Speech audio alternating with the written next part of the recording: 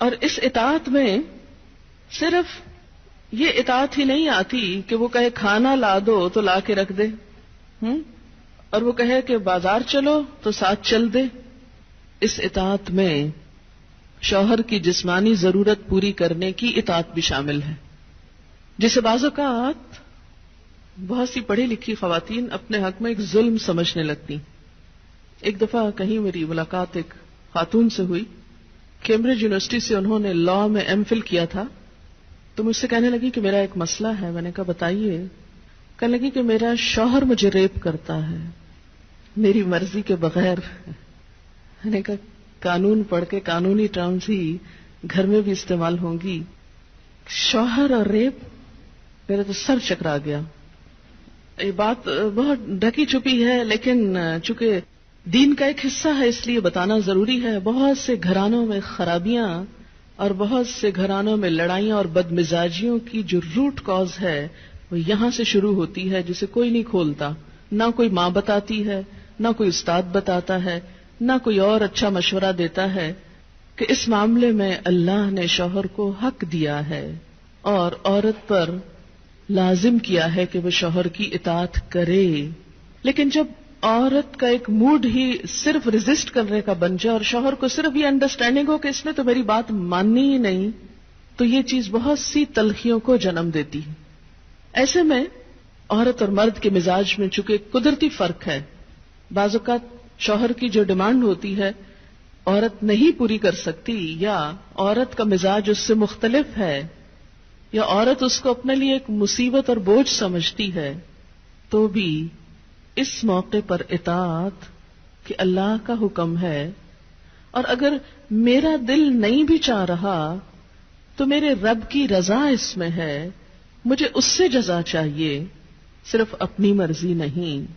آپ دیکھیں کہ جب سے عورت نے اپنے اوپر گھر اور باہر کی دوہری ذمہ داری لی تو اس میں عورت کے لیے اس مقام پر اطاعت شوہر زیادہ مشکل ہو گئی، کیونکہ وہ دن بھر باہر کے کاموں سے اتنی تھکی ہوئی ہے کہ اب وہ اس قابل نہیں کہ شوہر کی بات مان سکے. وہ بے شمار گھر کے علاوہ باہر کی ٹینشنز میں گرفتار ہے.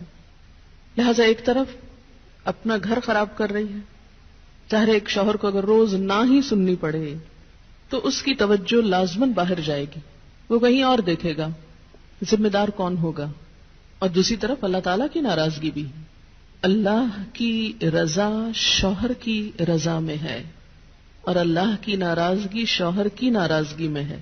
ہاں یہ الگ بات ہے کہ اگر شوہر ناروا زیادتی کرتا ہے اور بالکل بے رحم ہے یا ایسا کو مطالبہ کرتا ہے کہ جو ناجائز میں آتا ہے، وہ تو نہیں پورا کرنا. جیسے آپ کو بتایا گیا کہ فطری طریقے کے علاوہ کوئی بھی ایسا طریقہ خواہ وہ شوہر اور بیوی کے درمیان ہی کیوں نہ ہو اسے حرام قرار دیا گیا، چاہے وہ عمل قوم لوط سے ملتا ہو یا اورل سیکس ہو، یہ تو ناجائز ہے ہی. لیکن فطرت کے دائرے میں، اور اس میں بنیادی چیز جو باہم کاؤنٹ کرتی ہے وہ باہم ایک دوسرے کے ساتھ کوآپریٹ کرنا ہے، ایک دوسرے کے مزاج کو سمجھنا ہے اور ایک دوسرے کے ساتھ تعاون ہے. لیکن آپ دیکھیں کہ ہمیشہ آئیڈیل صورتحال نہیں ہوا کرتی، ہر شخص اتنا کنسیڈریٹ نہیں ہوتا. لیکن اللہ تعالیٰ نے عورت کو جہاں شوہر کو باہر کی مشقت دی نا، کتنی مشقت ہوتی ہے گرمی میں، دھوپ میں. مثلاً ہر شخص کا ایئر کنڈیشنڈ آفس تو نہیں ہے کہ وہ وہاں بیٹھ کے کام کر رہا ہے. بہت سے مرد سڑکوں پہ سڑکیں بنا رہے ہیں دھوپ میں کھڑے ہو کر، کچھ کھیتوں میں کام کر رہے ہیں، کٹائیاں کر رہے ہیں فصلوں کی، کوئی اور مکان بنا رہے ہیں، دھوپ میں کام کر رہے ہیں. تو مرد اگر سارے دن کی باہر مشقت کرتا ہے تو وہ بھی ایک پینفل کام ہے، اور اس نے محنت کی اور بیوی کے لیے سارا آرام فراہم کیا، کھانا پینا باقی ضروریات.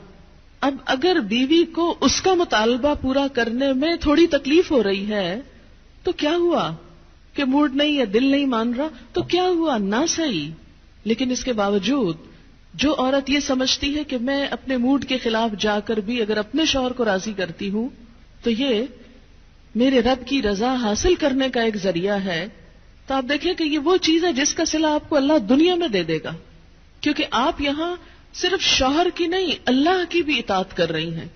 کیونکہ ایک مسلمان عورت کو اس کے رب نے یہ حکم دیا ہے. اور اس میں وہ حدیث آپ نے سن رکھی ہوگی اور عورتوں کو سنانے میں بڑی مشکل پیش آتی ہے مجھے ہمیشہ، اور عورتیں ایک دم اوفینڈ ہونے لگتی ہیں.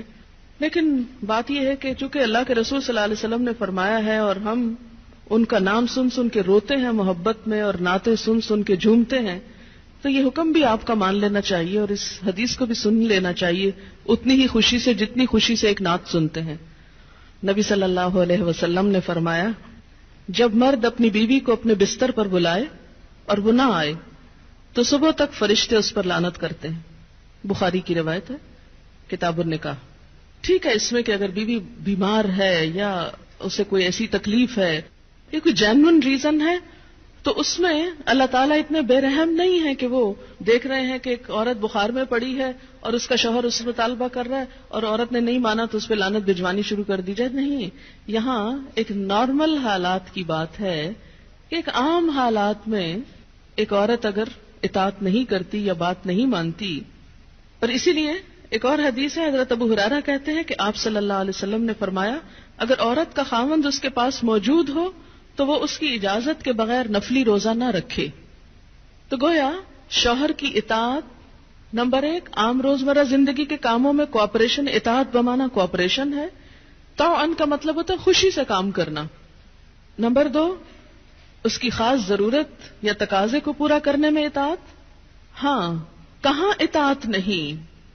جب وہ کوئی حرام کام کرنے کو کہے، جب وہ کوئی ناجائز کام کرنے کو کہے، جب وہ اللہ اور اس کے رسول صلی اللہ علیہ وسلم کی مرضی کے خلاف کام کرنے کو کہے.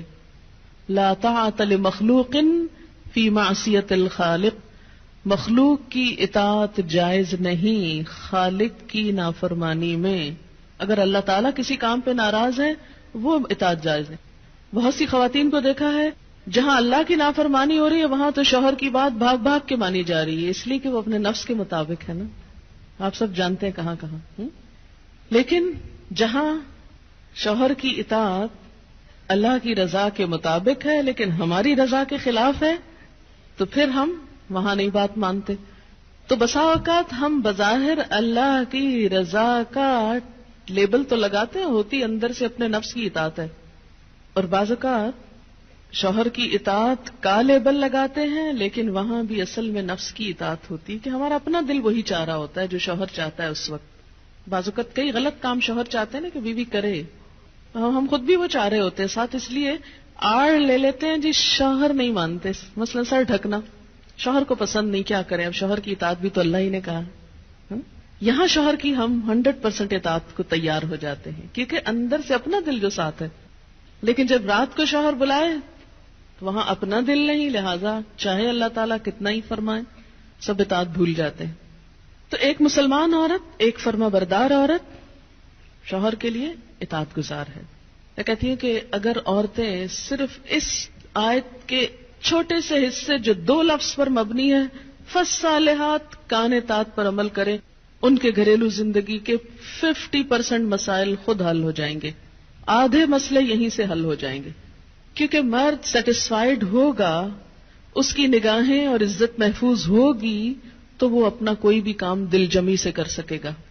اگر وہ مطمئن نہیں گھر کی طرف سے تو گھر تو کیا باہر بھی وہ کام درست طور پر نہیں کر سکے گا.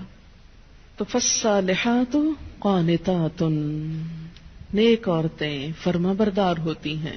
نبی صلی اللہ علیہ وسلم نے فرمایا بہترین بیوی وہ ہے جس کی طرف تم دیکھو تو وہ تمہیں خوش کر دے، جب تم اسے کسی بات کا حکم دو تو بجا لائے، اور تمہاری عدم موجودگی میں تمہارے مال اور اپنی ذات کی حفاظت کرے.